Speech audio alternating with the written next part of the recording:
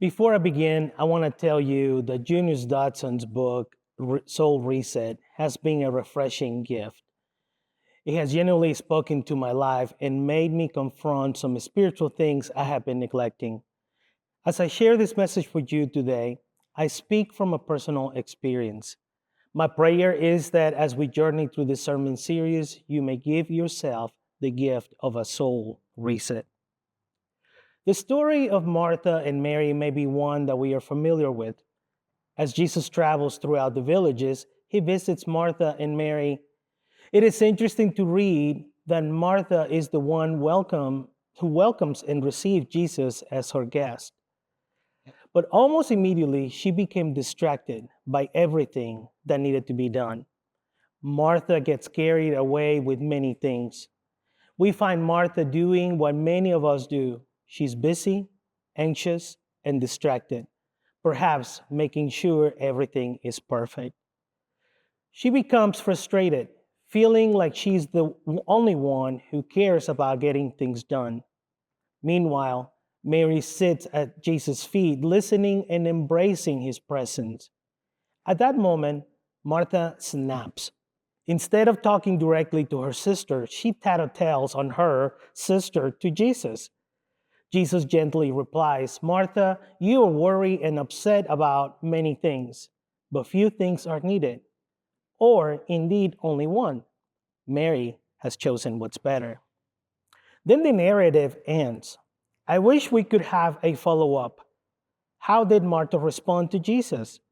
Did she surrender and sat next to her sister and truly welcome Jesus, not just in her home, but in her heart?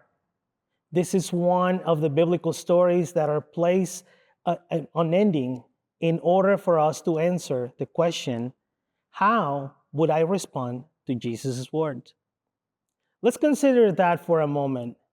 Jesus wasn't dismissing Martha's hard work or saying that serving wasn't necessary, but he gently reminded her and us that our primary focus should be on him. Martha was so distracted by what she thought was required that she missed the opportunity to be fully present with Jesus. On the other hand, Mary had chosen to sit at Jesus' feet, listen, and be in his presence. I want to share a personal story. My family and I recently went on a cruise looking forward to rest and have some quality time.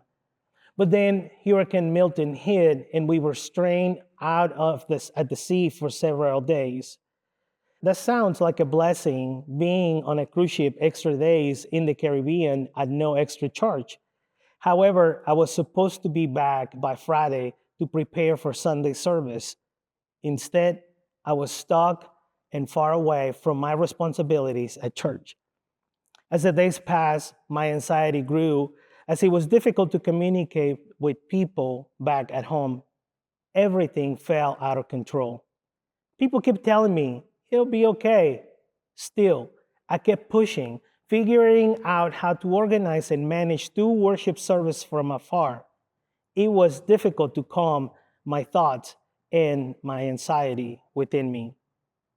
Looking back, I realized that my anxiety was not just about the following Sunday. It was just the drop that spilled the glass. Instead of enjoying paradise, I was not in a good place mentally and spiritually. The stress and exhaustion in my body, mind, and soul had reached a limit. This time, I couldn't leave everything behind and run to try to fix it. Months of buildup of stress, of trying to juggle everything without caring for my soul, came crashing down on me. I have not been taking care of myself or my relationship with God. Eunice Dodson wrote, it was never my responsibility to save anyone, only to point them to Christ and give them the opportunities to help them grow. This statement felt heavy in my soul. I began to question myself. If I am not directing my life toward Jesus, how can I lead others to him? How can I be a faithful disciple if I am running on empty? I have been caught up in doing that I had neglected the most essential thing, sitting at the feet of Jesus like Mary. One night, when I couldn't sleep and I had almost a panic attack brewing in my soul, I stepped out onto the balcony of the ship, sad in despair. It was dark and the ocean felt like an infinite void in every direction. I felt so small in the universe, but in my prayer, God met me, and I was reminded of Psalm 46:10. Be still and know that I am God. The Lord is God, I am not. I realized that I had to let it go. I couldn't fix everything. I wasn't supposed to.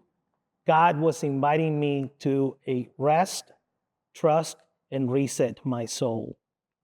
I have been so busy with many tasks in life that I have been distracted from caring for my own spiritual life. Juniors remind us that distractions caused by stress often cause us to miss divine opportunities to connect and go deeper with Jesus. When our spiritual life is not connected to the source, it's easy to snap, just as Martha did. I needed to trust God and rely on others. It is not all on me. A soul reset takes time, but it begins with us remembering that we cannot be in control of everything. Instead, we should take action in the things that we can control daily. Surrender our lives to the one who visits our lives daily. Would we really welcome him in our hearts and find peace? We are called to point people to Jesus, but it begins with us.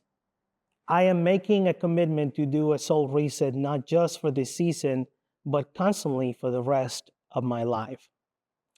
I know many of you listening can relate. Maybe you are not a pastor, but you know what it's like to feel the pressure of work, family, and life piling up.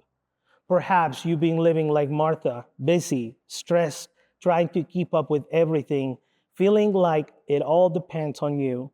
But Jesus is saying to you, just like he said to Martha, only one thing is needed, and the one thing is to stop, to sit at his feet, and to rest in him. Jesus often withdrew to pray. He didn't wait until all the work was done. He took time away in the middle of everything. Jesus illustrated for us what it means to have a daily soul reset, where we step away from the busyness of life and reconnect with God. If Jesus needed to do that, how much more do we? We need that daily soul reset. Life doesn't stop. It keeps moving and demands keeps coming, but we can keep pouring out on an empty cup. We must pause, let go, and follow God to fill us again. So I want to invite you today to do just that.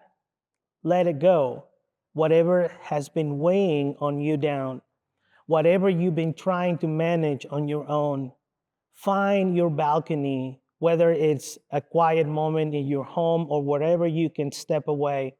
Take time to be still, to sit at the feet at Jesus' feet, and let him reset your soul. That's where true peace is found and where we found the strength to keep going. Amen. You know, our lives are not meant to be alone. And it's not good for us to do that, especially a part of your faith community. Here at the Vine United Methodist Church, we offer branches, which are small groups, is what they are. We have some that we offer to you that you can be a part of, and we want you to jump in and be a part of one. Go online and sign up, and we'll connect you with one. Now, here's the thing, is that maybe you feel like you can lead one in your area. Well, if you do, you may also register online too, and we would love to give you that training and that ability to lead your own group. Again, I'm Sean Stanfield, one of the pastors here at the Vine, and we would love for you to be a part of one of our branches and see how God moves in your community.